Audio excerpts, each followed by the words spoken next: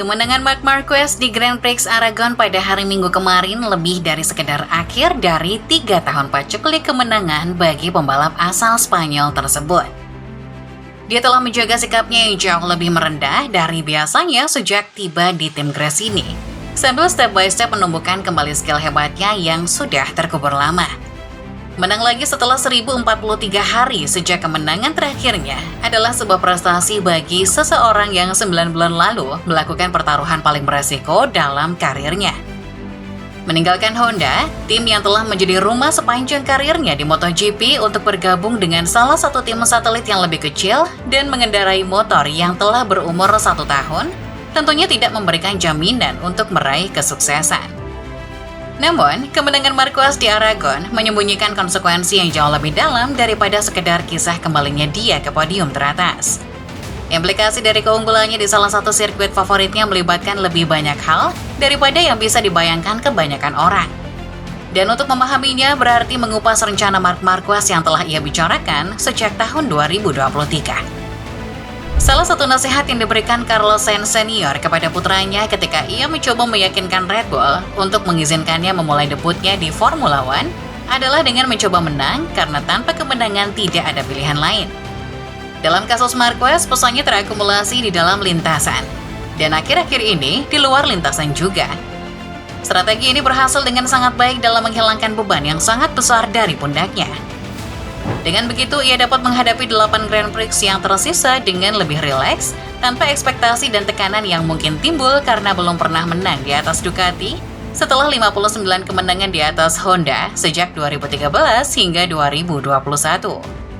GP Aragon berlangsung 2 minggu setelah comeback spektakuler yang ia lakukan di Austria, di mana pada hari Minggu ia bangkit dari posisi ke-13 di lap pertama karena masalah pada perangkat ketinggian motornya, dan finish di urutan keempat. Feelingnya di Red Bull Ring sudah bagus. Dan di Aragon, di mana ia sebelumnya telah menang 5 kali dalam 14 edisi Grand Prix, Marquez akhirnya mengeluarkan kemampuan terbaiknya. Ia menjadi yang tercepat di semua sesi latihan yang diikutinya, dan meraih posisi terdepan dengan selisih lebih dari 0,8 detik, yang mana ini gap terbesar dalam sesi latihan sejak 2011. Marquez kemudian mendominasi sprint dan tak terkalahkan pada hari Minggu. Satu-satunya sesi latihan selama 3 hari, di mana ia tidak finish di posisi P1, adalah sesi warm-up pada hari Minggu pagi yang setengah basah, di mana ia bahkan tidak perlu repot-repot mencatatkan waktu putaran. Catatan waktu Marquez di Aragon dapat diartikan sebagai deklarasi tekadnya yang kuat. Pertama, karena hal itu menandai dirinya sebagai satu-satunya rider yang mampu menang dengan Desmos Edici GP23 melawan para rider yang memiliki motor GP24 yang sangat kuat. Marquez dengan sadar dan rela menerima persyaratan dari Ducati untuk tahun 2024 bahwa dia akan memiliki motor tahun lalu dan tidak bersembunyi di balik kelemahan motor yang terlihat jelas dibandingkan dengan GP24 saat ini atau menggunakannya sebagai alasan atas kemenangan yang tak kunjung datang. Oleh karena itu, kemenangan hari Minggu dengan GP23 menjadi lebih penting karena dia secara halus membangun kembali reputasinya dan membangun hubungan yang lebih kuat dengan pabrikan asal Bologna tersebut.